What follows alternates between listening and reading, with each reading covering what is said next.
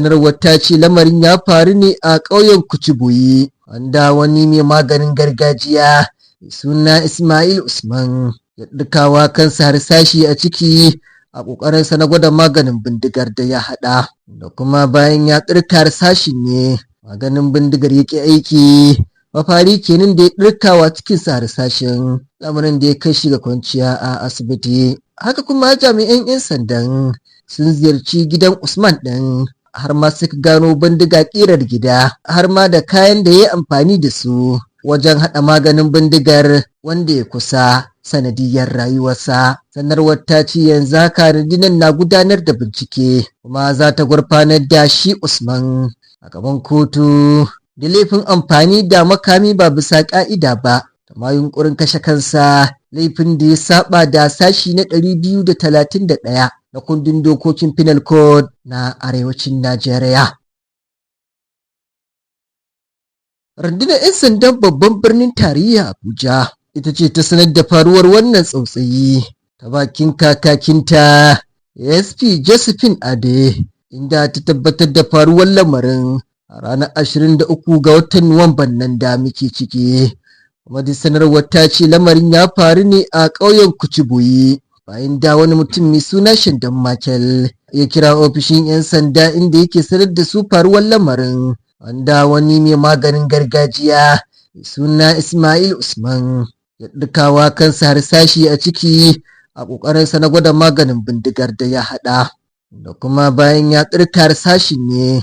maganin bindigar ya ƙi aiki. Mafari kenan da ya ɗirkawa cikinsa harsashin, lamarin da ya kai shi ga kwanciya a asibiti. Kuma dai bayan ofishin 'yan sandan Bazin sun garzaya gurin da lamarin ya faru ne, sai suka tarar da shi cikin mawuyacin hali, ma'ana cikin jini face-face. Mafari kenan da suke gaggawar kai shi babban asibitin Kubwa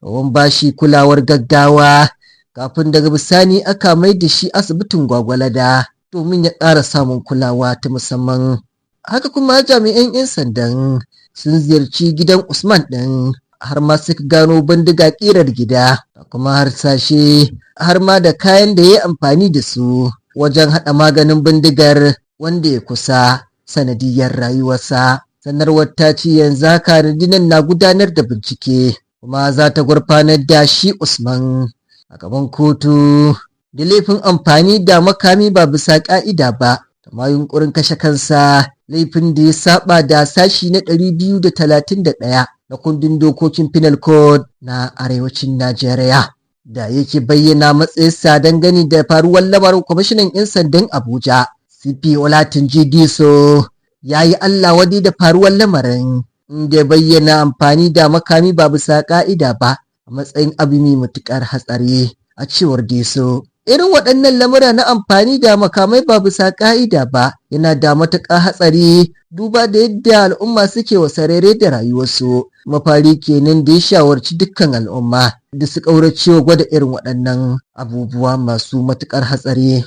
Sanarwar da Josephine Ade ta yi kowa jaridar GTR Hausa ta buƙaci al'umma su gaba da sanya idanu a dukkan wani motsi na al'ummar da ke zagaye da su, domin ba da rahoton gaggawa, musamman na faruwar wasu lamura da suke ganin ba sa kan ƙa'ida. A ƙarshe rundunar ta ba da tabbacin ci gaba da gudanar da bincike kan lamarin, har ma ta ce ba za su yi ƙasa a gwiwa ba wajen tabbatar da tsaron rayuka da dukiyar al'ummar babban birnin tarayya Abuja.